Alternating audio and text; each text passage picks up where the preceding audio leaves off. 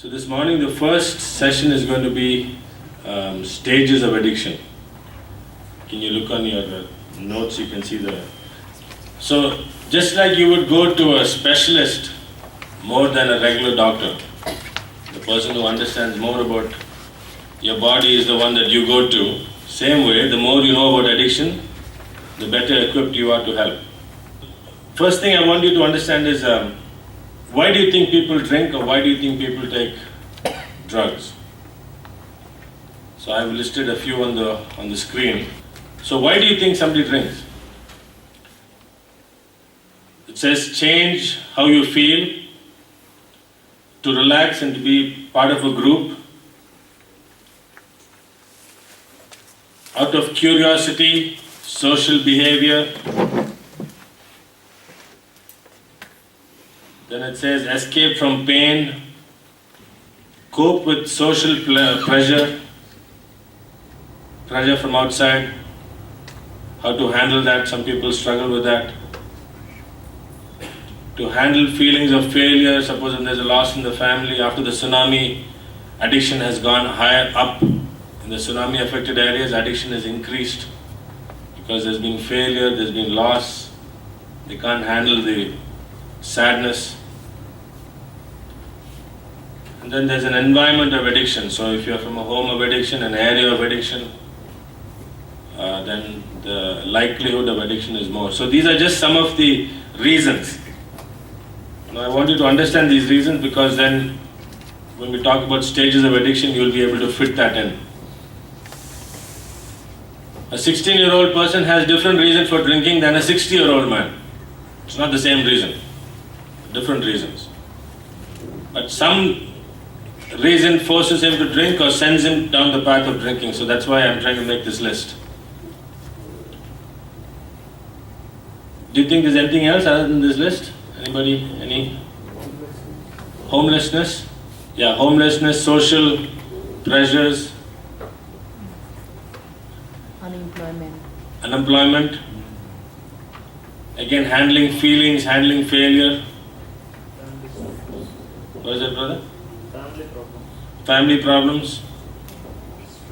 Stress. Boredom.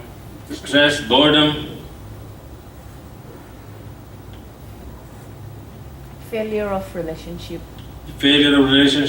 There are many people who they get worse in their addiction, or sometimes get into an addiction if they have a broken relationship or broken marriage.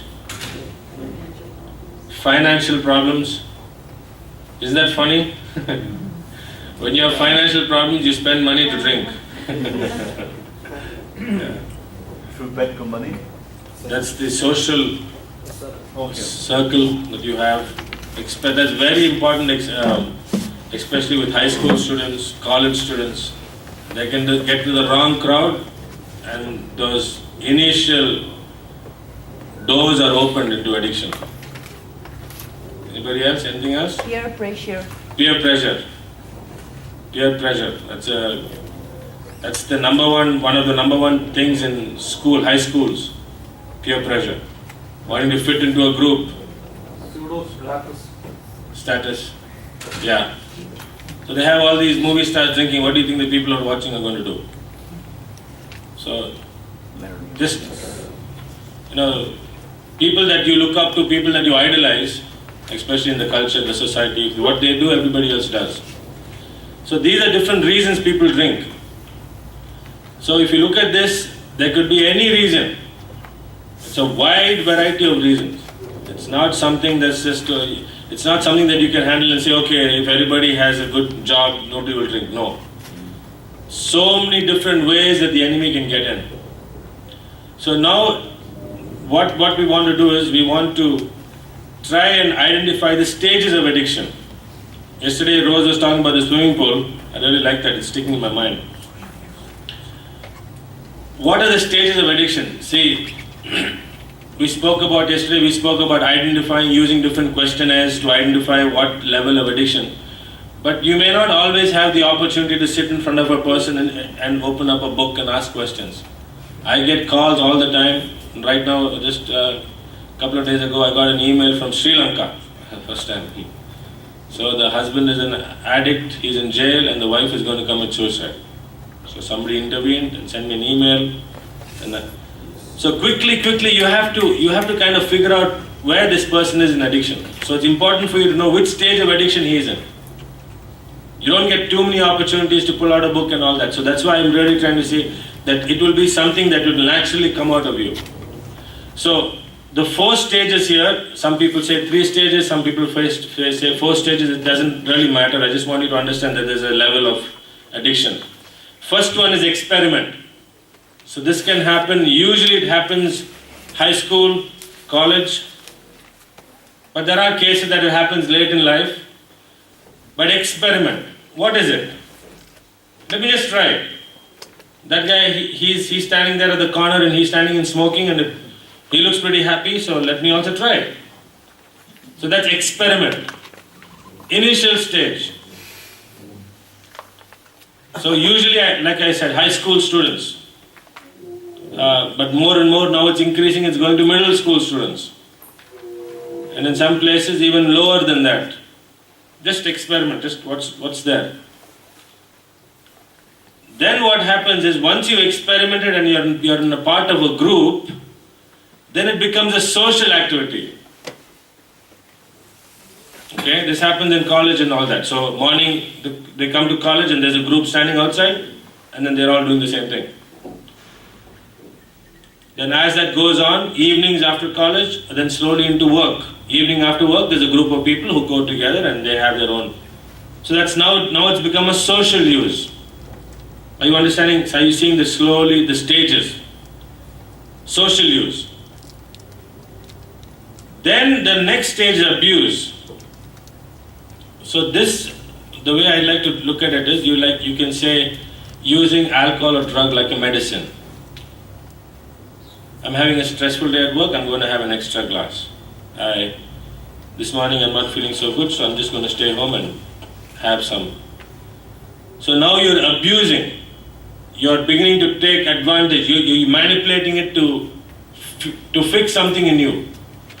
So now I want you to see this person can use alcohol and drugs without the social group now.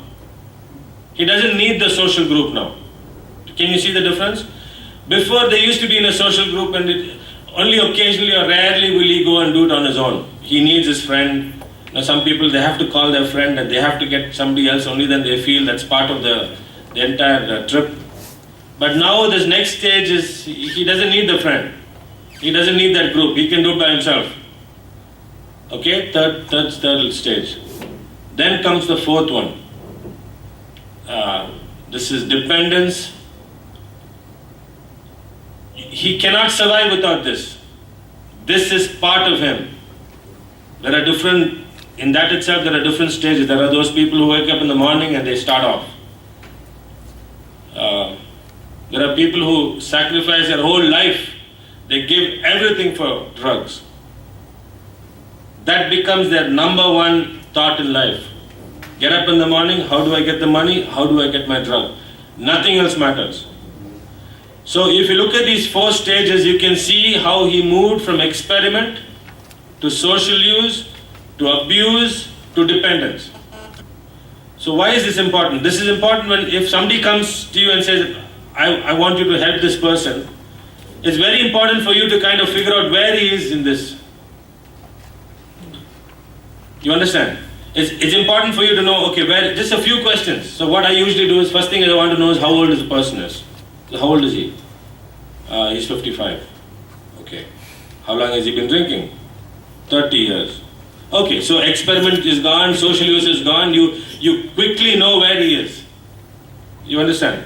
How old is he? He's 21. How long has he been using? 2 years. Okay.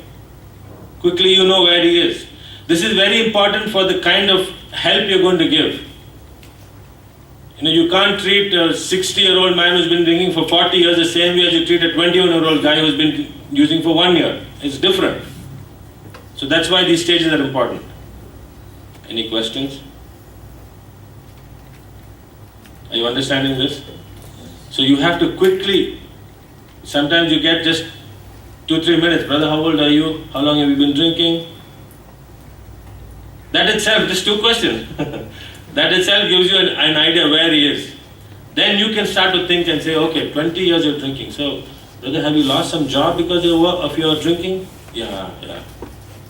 So now you're connecting with him because you can know what has happened in his life because of his stage of addiction. Okay?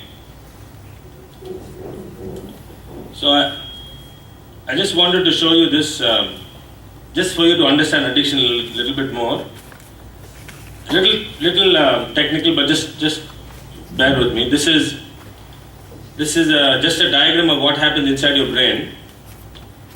It's called the normal reward system. So all of us have this reward system built into us.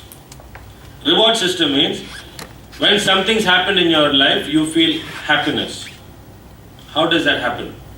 So let me just put it very simply. There's a release of some chemicals in your brain. So suppose you walk into your house and you see a brand new cycle. Oh. Or you go to a restaurant and you eat some food and it's delicious. Something happens, right? So that's these chemicals being released. It's a reward system. It's a natural God-given thing. God has designed us. So some of the things are hunger, sex, thirst, friendship. When you see somebody, a friend after some time, there's something about it. When you get deep in friendship, there's something about it. So these are all natural, God-given reward system. We have a reward system built into us. Did everybody understand that? All of us have a reward system built in. Now, what happens is, drugs manipulate the reward system. So it forces chemicals to come into your brain that make you feel good, even when there is no reason for feeling good. I'll give you an example. You take a young child, okay? The child is there and he's never had chocolate in his life. Just think about it. Never. Only thing he's had is bananas, apples, oranges. That's all he's eaten. Suddenly you walk and give him a chocolate. Guess what happens? Suddenly. Yes. Because chocolate also has certain elements in it similar to what drugs and alcohol can do. So now so next time you show him chocolate from anywhere, guess what? He needs it. Now you multiply that by 1 million or more. And now you can understand what is drugs. So the first time a person takes drugs, there's such a release in his mind. Wow. You understand? So that's why he goes back. This is just a simple way to make you understand this whole reward system and chemical release in the brain. Those chemicals have different names, and so that's why even though you can see these people homeless. One day I saw one guy, it was very pathetic. I think it was in Bombay. He was such a horrible addict. Because of his addiction, he's on the street in front of a hospital because almost his insides have come out. So he can't really wear his pant completely. And he's on the road. Pathetic condition. But he looked pretty happy because he had just taken his drug and he's sitting there. He's smiling. So that's how it works. So your environment can be hopeless, everything can be hopeless, but the reward system is being triggered, and so there is a false feeling of happiness. Manipulation of the God-given reward system. So that's what that is. But see, from the outside, when we look from the outside, we feel he's doing things normal people would not do it. So we feel that he is not really knowing what he's doing. See, from the outside when you look.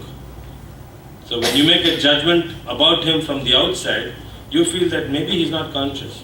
Otherwise, why would he do this? But that's your judgment about him. Now, if he goes and kills somebody, then that is done under the influence. I think I told you the example. Okay, we have a center in Nagaland, and one of our students from Nagaland ran out of the center We have that happen all the time. They don't want to stay, they left. So this fellow left, took a lot of drugs, hid behind a bush.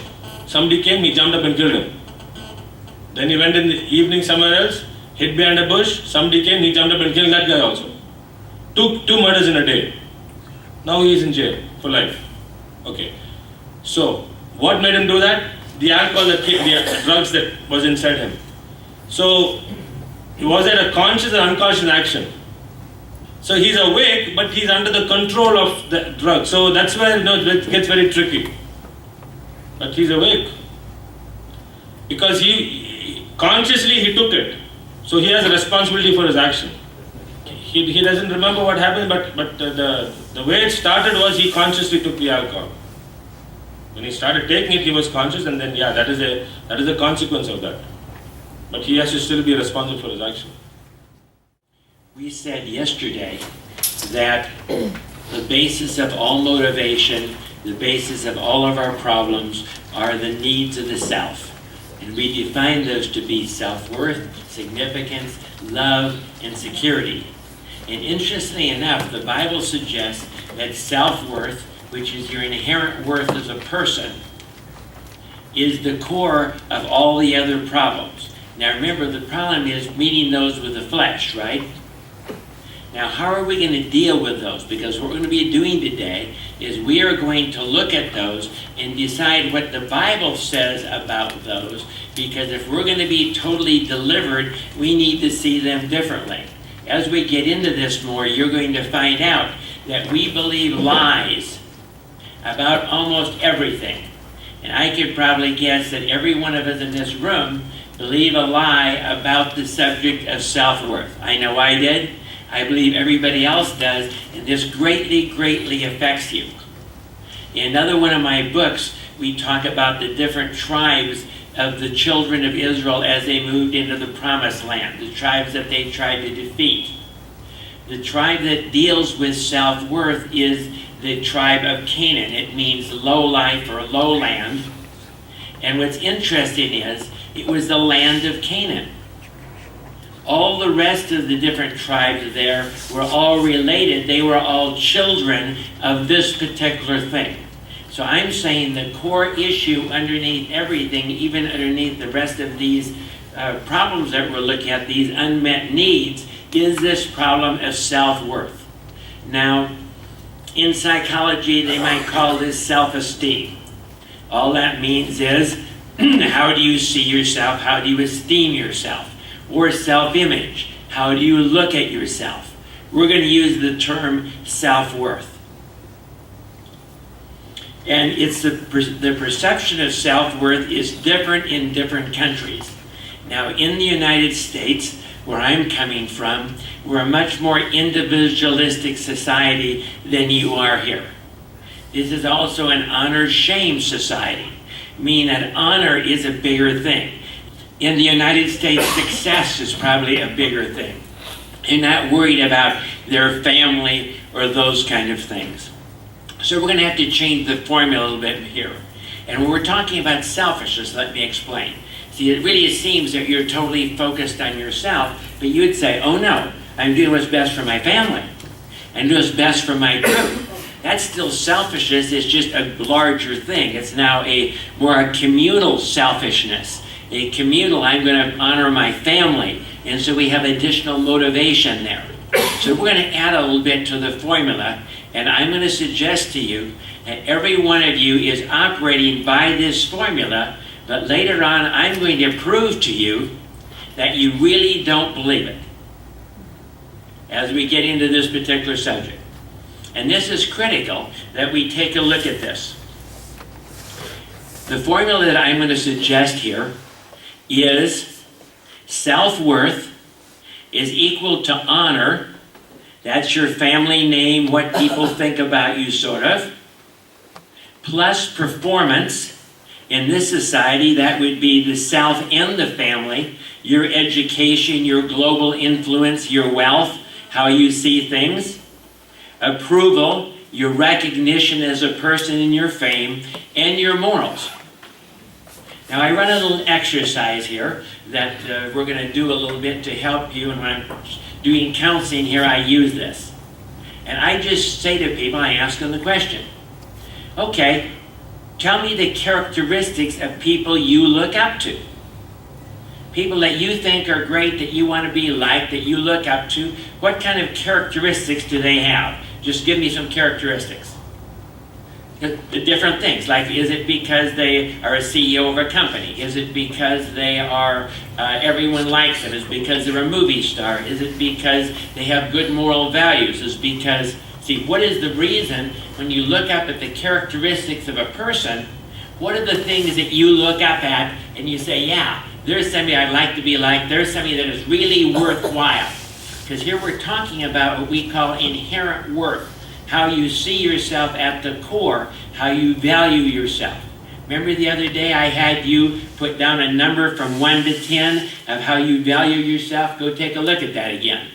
That's how you see this. But there are certain characteristics that you see in other people that you value. What are some of those? Humility. Humility. What else? Morals. Honesty. Integrity. Integrity. Truth. Truth. What else? Simplicity. What? Simplicity. Simplicity. What else? Success. Success. What are things you look down on in people? That you, I don't want to be like that, where you look at that person, you say, Dishonesty. Dishonesty. What else? Inefficiency. Okay, inefficiency. And no courage. I mean, a guy who doesn't have the courage to call the spade a spade. Okay, no courage. What? Injustice. Injustice. People that are unjust. What else? Pride. Pride. Okay. Cruelty. Okay. Cruelty. Okay. Cruelty. Now what you've just done is you've just proved to me that you all believe this formula. Because every single thing you have fits into this formula. Now because this is a Christian group, we're hitting the moral end a little bit more. Do you see what I'm saying?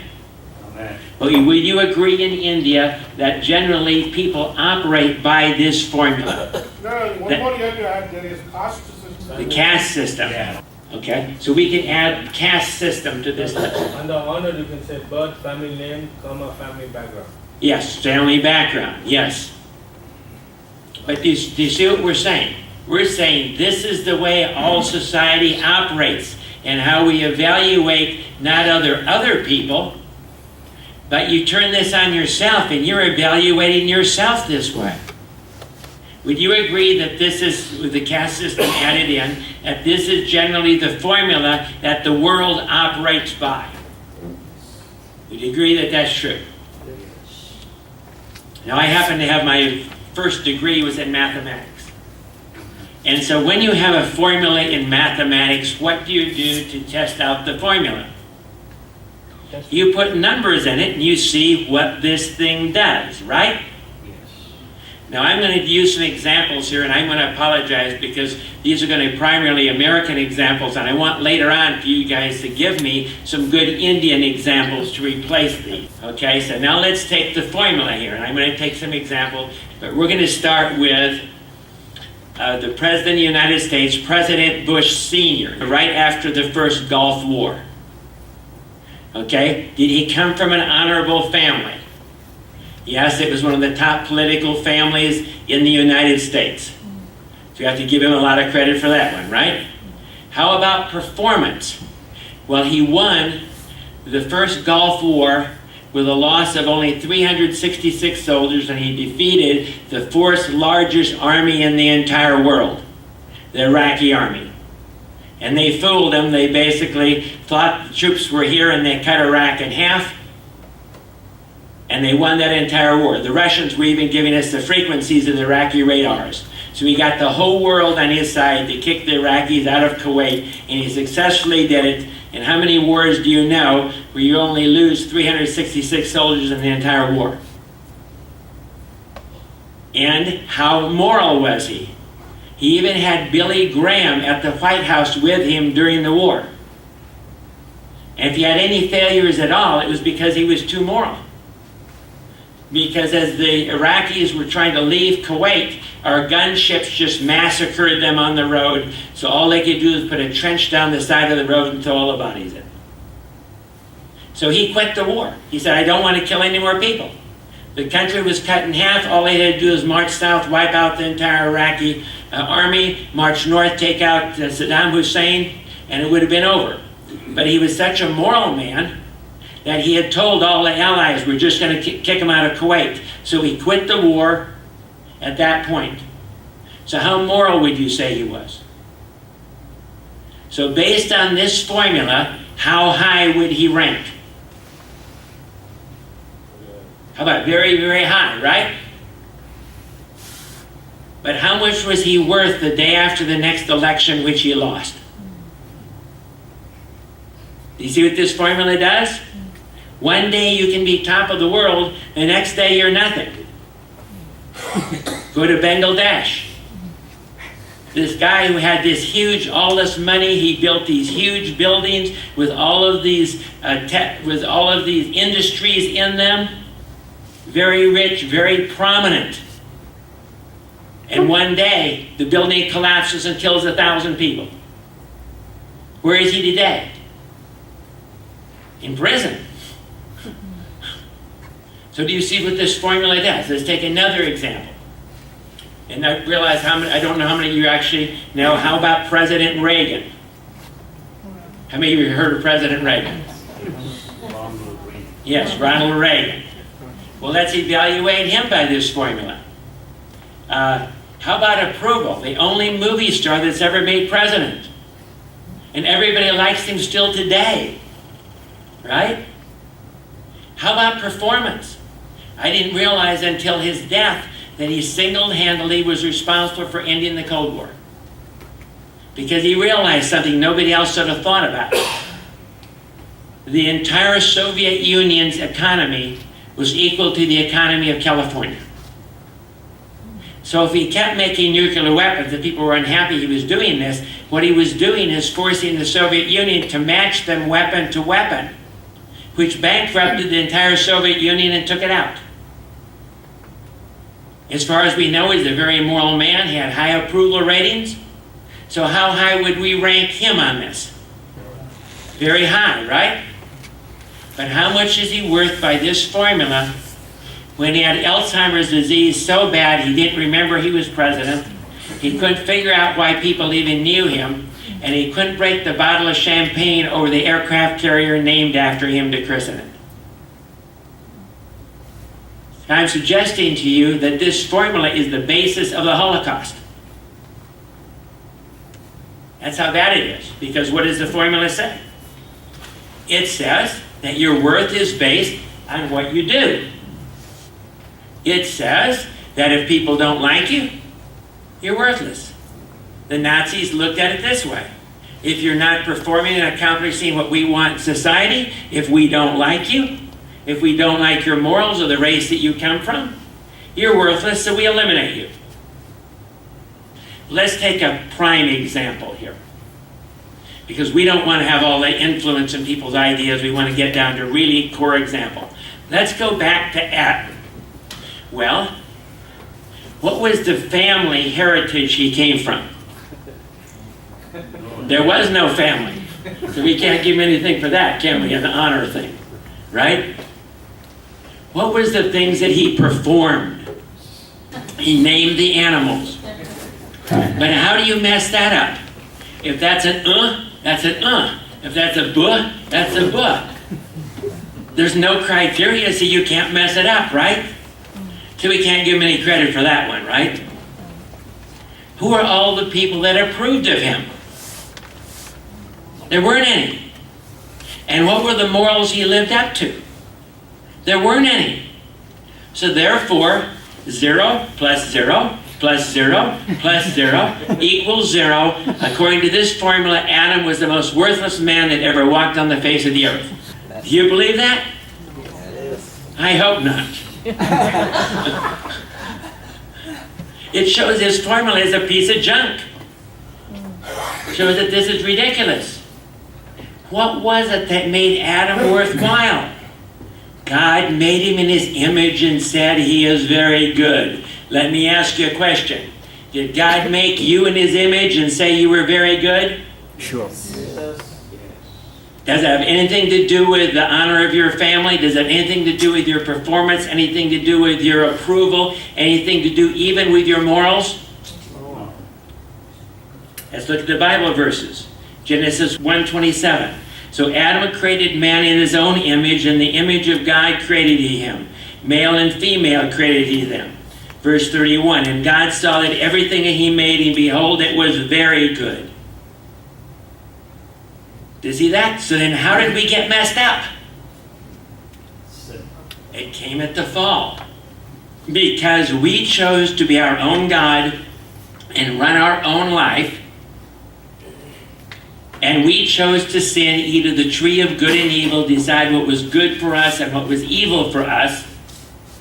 We were ashamed and we separated ourselves from God. So we no longer heard God's voice saying that we are wonderful and he unconditionally loves us without any performance or any of these kind of things.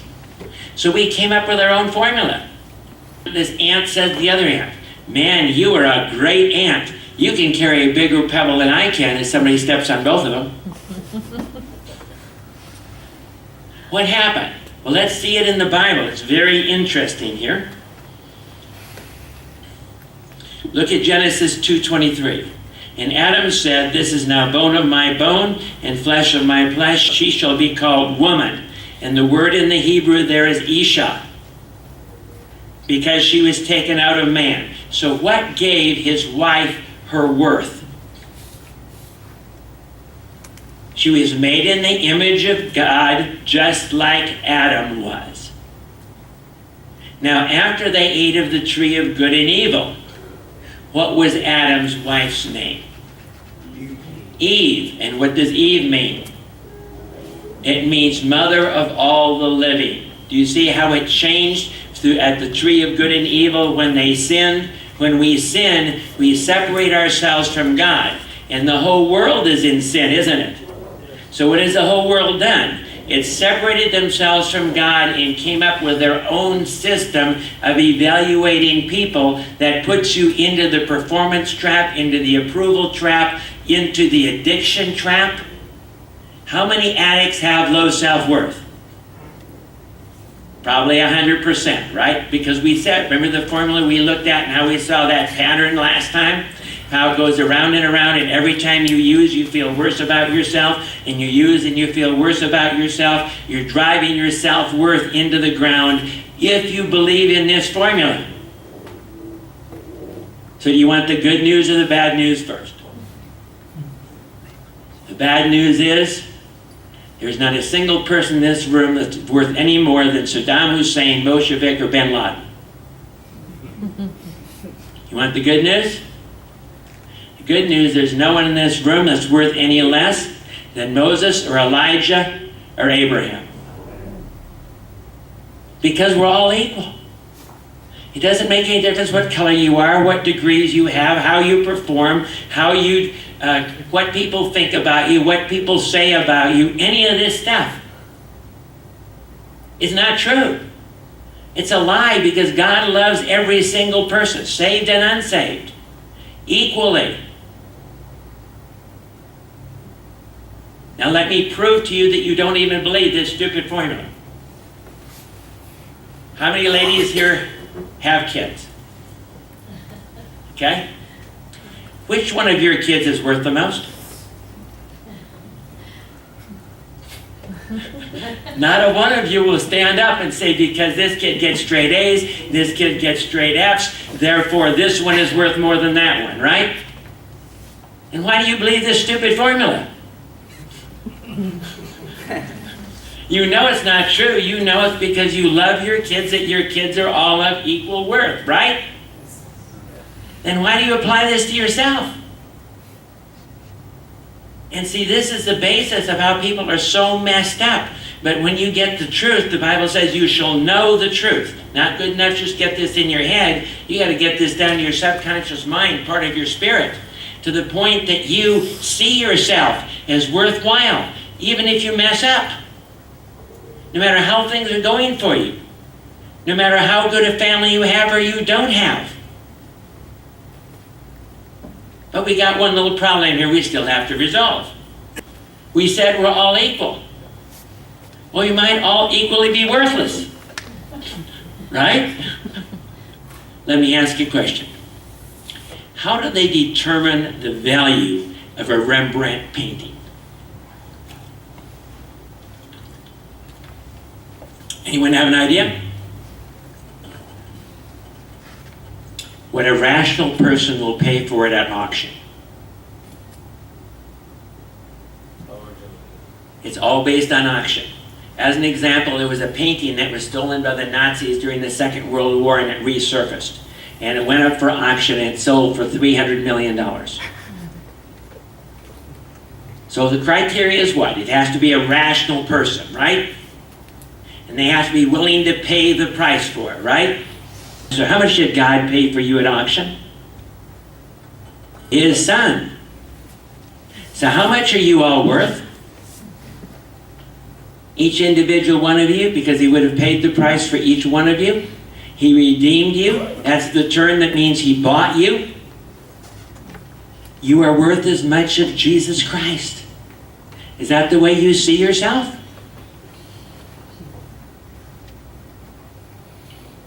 If you don't, it's because of this stupid formula. Because you believed the lie, and the lie has caused all that struggle inside of you.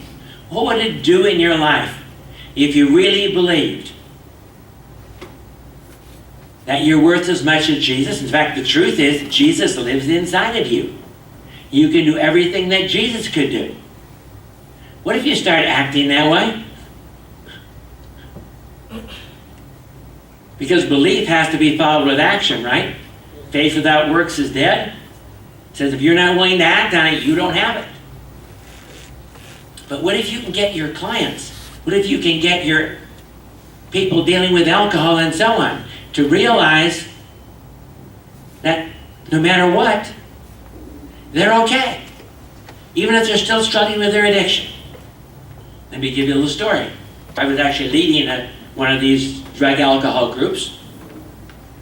And this guy comes into the group and we're taking in, going around asking how they're doing and so on and so forth. And the guy says, I relapsed, but it's okay.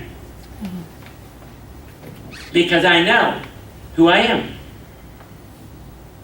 No big deal. I'm not going to lose it. I'm not going to go back to my alcoholism because I know who I am. I know that I'm okay. I know that just because I relapse doesn't make me a terrible person or doesn't affect my worth as a person. So therefore, I'm okay. Do you see how it's critical to learn what we're talking about here to set people free from this self-worth trap? But now you want to take that and apply it for biblical addiction counseling. So now if you take all this and apply to the person who's sitting on the opposite side of you and know exactly that he also has what we just spoke about. So then how does it make a difference? So he is no longer the convict, no longer the criminal, no longer the... Yeah. So that's the... Was everybody clear with today with the mic? I think it came out really clear. Anybody have any questions about what was taught today? I don't want to go through the whole thing. If anybody has any questions. So this first slide was talking about especially in keeping India in mind. Most of our self-worth and the way we look at somebody is based on those things. A clue about self-worth is where do people lie a lot? We'll give an indicator on where the self-worth is. They will lie about, the kind of people I know and the family I'm from and I used to do this and that. So those are the areas people lie a lot because they want to give you a good impression of themselves. So that's what we're looking at there. So these are again the areas that determine people's self-worth based on this formula that is totally false. Secular counseling and biblical counseling is, in secular counseling they're trying to fix a person just trying to fix some broken thing. But in biblical counseling, we are trying to bring the person to who he is in the image of God.